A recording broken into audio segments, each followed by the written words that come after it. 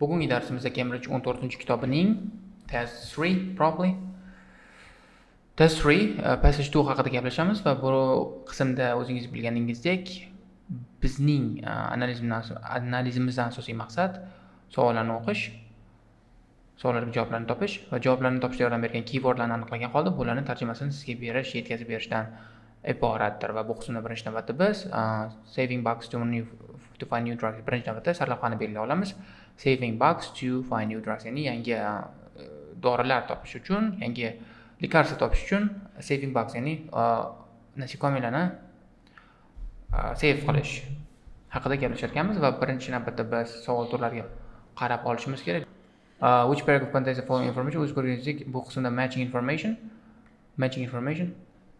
Which paragraph contains the following information? Bu degani qaysi paragrafda berilgan ma'lumotlar topishimiz mumkin. Bu qismda 2 ta, 4 ta, 6 ta, 7 ta savol berilgan ekan va ko'pchilik o'quvchilar savolni o'qishadi va savoldagi keywordlarni tekstdan qidirishga harakat qilishadi, lekin bu losing strategy, chunki qarang, o'zingizda 7 ta savol bor qismda va ular tartibda kelmaydi va ularni qayerda kelishi aniq emas. Bu degani, masalan, 14-savolga javob paragrafni passageni oxirida, 15-savolga javob esa passageni boshida kelishi mumkin va bu sizni chalkashtirib yuborishi aniq va shuning uchun ham nima qilishimiz kerak? Buning uchun biz birinchi tekstni o'qib olgan holda keyin savollarga javob berishga harakat qilishimiz kerak. Bundan tashqari 22-chi savollarimiz match multiple choice questions undan keyin esa 23-26gacha summary completion research at Adress University va bu qismda ham savollar tartibda kelish ehtimoli bor, lekin ular sinonimlar orqali kelmasligi aniq. Shuning uchun ham birinchi navbatda savol passagelarni o'qib olgan holda, demak bu qismda sizga birinchi navbatda passageni o'qib olishingiz kerak, paragraflarni o'qib olishingiz kerak yoki sizda agar hammasini o'qib olishga sharoit bo'lmaydigan bo'lsa, yarmini o'qib 2 ga bo'lib olishingiz mumkin yoki 3 ga bo'lib olishingiz mumkin. Biz shuni hozir harakat qilib ko'ramiz va 2 ta passageni o'qishga urinib, faqatgina 2 ga bo'lgan holda 4 ta paragrafni o'qishga urinib ko'ramiz va keling birgalikda shu ishni amalga oshirib ko'ramiz. More drugs than you might think are derived from or inspired by compounds found in living things. Looking to nature for soothing and curing of our ailments is nothing new. We have been doing it for tens of thousands of years. You have only to look at other primates such as capuchin monkeys who rub themselves with toxin-oozing millipedes to deter mosquitoes, or the chimpanzees who use noxious forest plants to rid themselves of intestinal parasites to realize that our ancient ancestors too probably had the basic grasp of medicine. Demak, bu qismda qadimdan living beinglarni tibbiy vositalarda ishlatib kelish haqida ma'lumotlar berilgan ekan. Pharmaceutical science and chemistry built on these ancient foundations and perfected the extraction, characterization, and modification testing of these natural products. Then for a while, modern pharmaceutical science moved its focus away from nature into the laboratory, designing chemical compounds from scratch. The main cause of this shift is that also there are plenty of promising chemical compounds in nature. Finding them is far from easy. Finding them is not easy. So keyword is finding them is not easy. Securing sufficient numbers of the organism in question, isolating, characterizing the compounds of interest and producing large quantities of these compounds are all significant hurdles. Demak, muammo ekan, bularni topish, ulardan kerakli narsalarni olib olish muammo bo'lgani uchun ham shunaqa qilmas ekanmiz.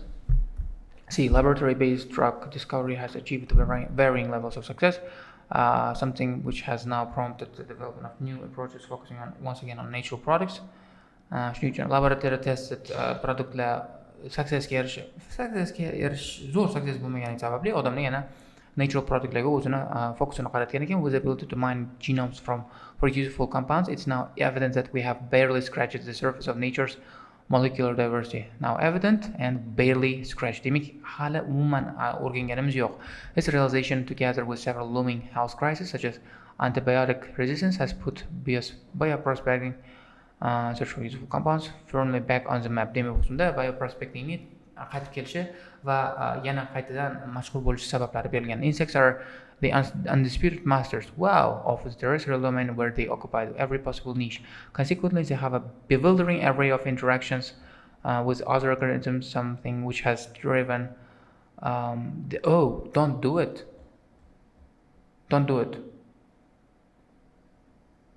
Driven the evolution of enormous range of very interesting compounds for defensive and offensive purposes. Their remarkable diversity exceeds that of every other group of animals on the planet combined. Even though insects are far and away most diverse animals in existence, their potential as a source of therapeutic compounds is yet to be realized. Demak, hali potensiali hali ochilmagan degan ma'lumotlarni ko'rishimiz mumkin. Endi men rangni o'zgartira olaman, keyingisiga o'tib ketamiz. Xo'p, endi ABCD ni o'qib bo'lganimizdan keyin javoblarni topishga harakat qilamiz. Mention of factors driving a renewed interest in natural medicine compounds. Demak, bu qismda natural medicinal compound, demak, tibbiy compoundlarni yanada rivojlanishiga o'sha yanada interestni oshishiga sabab bo'lgan faktorlar C deb berilgan edi. O'sha uchun ham C ni olamiz. O'zi C da bo'lganini o'qib olishingiz mumkin agar tushunmasangiz, lekin men o'qib bermayman buni. How recent technological advances have made insect research easier? Insect research easier degan ma'lumot yo'q. Examples of animals which use medicinal substance from nature. Demak, examples of animals bor. Paragraf A da berilganda, capuchin monkey da berilganda, bir narsa da berilganda olishingiz mumkin o'zingiz. A. Reasons why it's challenging to use insects in drug research. Why it's challenging to use drugs it's challenging to use insects in drug research. Bu B deb berilgan, chunki ular kam, topib olish qiyin, bir narsalar degan ma'lumotlar bergan. Shuning uchun ham B ni olamiz. Ikkingisiga reference to how interest in drugs research may benefit wildlife haqida ma'lumot yo'q. Reason why nature-based medicines fell out of favor for a period haqida ma'lumot bor. Demak, bu bor.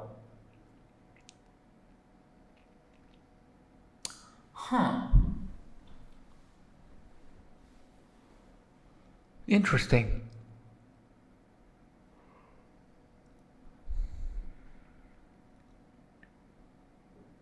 Fell out of favor. Demak, B da borda bu ham. Nimaga B 2 marta bo'ldi? Demak, bittasini chiqartachingiz. Ko'rganlaringizda B ni 2 marta ishlatdim, B ni 2 marta ishlatib berishimiz mumkin emas. Ikkalasidan bittasi aniq xato. Shuning uchun ham keyingilarni o'qiganimizdan keyin bittasini chiqarib yuborishimiz kerak bo'ladi. Example of insect driven medicine used at the moment. Hozirda ishlatilayotgan medicine haqida ma'lumot hali o'qimadik, shuning uchun ham buni belgilamasdan turishimiz kerak. Hop. Bu multiple choice savollarni birdaniga o'qib ketishimiz mumkin. Two of the following makes insects interesting for drug research. Hop.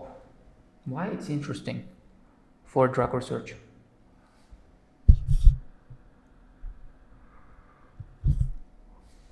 Hop. Bu ma'lumotlarni o'qimagan shekilli, yana hali beri keyin o'qib, keyin javobini topishga harakat qilamiz. Keyin EFGH ni o'qib olamizda, keyin butun hammasini javobini topishga harakat qilamiz. From the tiny proportion of insects that have been investigated, several promising compounds have been identified. From tiny proportion, several promising compounds. For example, alpharin, antimicrobial compound produced by fly larvae, is used as an antiviral and anti-tumor agent in South Korea and Russia. Of a few other insect species are being investigated for the potent antimicrobial compounds they produce. Meanwhile, a compound from venom has potential in cancer treatment. Demak, bu qismda hozir ishlatilayapti antiviral and anti-tumor agents sifatida ishlatilayotganiga haqida ma'lumot borligi sababli at the momentga buni belgilaymiz. E ni belgilab qo'yamiz. Bo'ldi. E ketdi. Keyingisiga o'tamiz. I'm bored of this color and I'm just going to move on to I'm bored of this color. I'm going to move on to some other color. Red maybe. Why not? Hop. Why is it says insects have received relatively little attention in bioprospecting? Why? Oh, okay. Huh. Oh no. Some insects. Some men are targeting approach against this huge variety of species daunting task. Second, that insects are generally very small. Glands inside them that separate potential useful compounds are still smaller. This can make it difficult to obtain sufficient quantities of compound for subsequent testing. Certainly, also consider insects to be everywhere. They're relatively ubiquitous. Vast number of few extremely common. Species. Many insect species are infrequently encountered. Very difficult to rear in captivity. Insufficient material. Hop, bu demak bugungi sabablari nimaga ishlatib bo'lmasligini. It's interesting for drug research. Demak, javobni topib olishimiz mumkin ekan, chunki bu qismda ma'lumotlar bor. Huge number of individual insects ma'lumot. Huge number of individuals. Nope. A variety of substances insects develop protect themselves. Yes. Huge number yo'q. Individual insects yo'q. Potential to extract make use of intense insect genetic codes ma'lumot bor. Demak, the similarities between different species of insects haqida ma'lumot yo'q. Manageable size yo'q. Manageable size emasligi sababli B bilan C javoblarni olishga majbur bo'lamiz. Bo'ldi. Bu qism ketdi. Mana bu GHI ni belgilab olamiz. GHI dan 15-18 javoblarni topamiz. Fine. My colleagues and I have developed an approach in which we use our knowledge. Demak, qismda there's something university haqida ma'lumot ketganligi sababli bu qismni ochib olishimiz kerak. Ketdik. Ross Ripper, field scientists are using their expertise in something when undertaking the prospecting expertise of ecology. As a guide to target our efforts. Demak, bu qismda o'zini harakatlarini guide qilish maqsadida, yo'lantirish maqsadida yoki yordam berish maqsadida ekologiyadagi bilimlarni ishlatyapti. Ecology bo'ladi. Ecology. Keyingisi. They are especially interested in compounds that insects produce to our power and preserve their something. Our power and preserve their. More interested in their mastering exotic fields and habits. The creatures that particular interest are mainly insects that secrete powerful poison of subduing prey or keeping it fresh. Demak, subdue overpower degani and preserve it fresh. Demak, prey javob bo'lar ekan, o'zini o'ljasini overpower qilish yoki ularni saqlab turish. Keeping, preserve, prey. Javob bo'ladi. Keyingisi. They also interested in compounds which insects use to protect themselves from pathogenic bacteria and fungi found in their bakteriya o'zini qayerdadir topilganlardan o'zini himoya qilish. There are even more insects that are masters of exploiting fields habitats such as feces and carcasses where they are regularly challenged by thousands of microorganisms.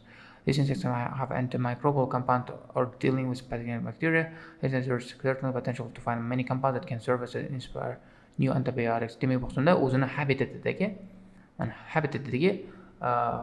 bakteriya yoki fungilarga qarshi qanaqadir kompoundlar yaratar ekan. Habitat. Yashaydigan joy degani. Habitats. Piper hopes that these substances will be useful in the development of drugs such as antibiotics. Demak, bu oson bo'ldi. Juda ham oson bo'ldi. Men bunaqa oson bo'lishini kutmagandim. Mayli endi. Keyingisiga o'tib ketamiz. Bu bo'ldi. Hammasi tayyor. Keyingisiga o'tamiz. Keyingisida bir nechta savollarimiz qolib ketdi. Tushunarli. Also, natural history points us in the right direction. It doesn't solve the problem associated with obtaining useful compounds from insects.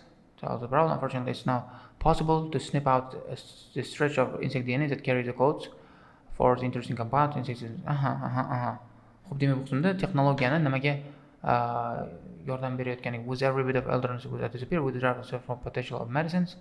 As much as I would like to help develop a groundbreaking insect, my main motivation for looking at insects is conservation. I sincerely believe that response have to exist. We can shine a light on the darker recesses of nature and medicine cabinets, exploring.